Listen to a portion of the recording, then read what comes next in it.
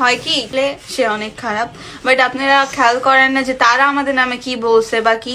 আমি কিন্তু এখন জাস্ট একটা ভিডিও দেখছি বলে সেটা বলি নাই, আপনারা ঘুরে দেখেন যে তার আগে আমাদের আর এই ভিডিও ছাড়াও আগে কিছু বলছে নাকি, দেন বলবেন। আমি শুধু বলি না কেউকে।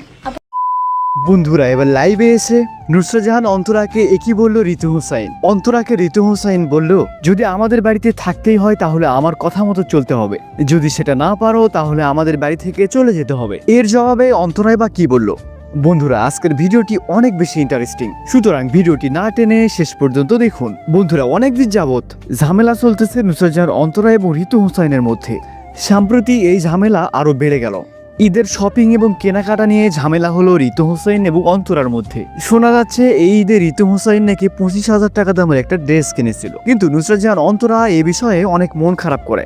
রাকিব হোসাইনকে বলে, তুমি তোমার বোনকে আর কোনো কিছু কিনে দিতে পারবে না, যদি থাকতেই হয় তাহলে আমাকে নিয়ে থাকতে হবে, আর যদি তুমি ঋতু হোসাইনকে কিনে দাও তাহলে আমি তোমাদের বাড়িতে থাকবো না। বন্ধুরা এইসব কিছু জানাজানির পর ঋতু হোসাইন লাইভে আসে নুসরাত জাহান অন্তরাকে এক প্রকার ধমক দেয় এবং বলে, আমাদের বাড়িতে যদি থাকতে হয় তাহলে তোমাকে চুপ করে থাকতে হবে এবং আমাদের কথা মতো চলতে হবে, যদি কথা মতো না চলতে পারো তাহলে আমাদের বাড়ি থেকে চলে যাও। বন্ধুরা রাকিব হোসাইন এখন কার পক্ষ নিবে, ঋতু হোসাইনের নাকি অন্তরার? কমেন্ট করে জানিয়ে দিবেন।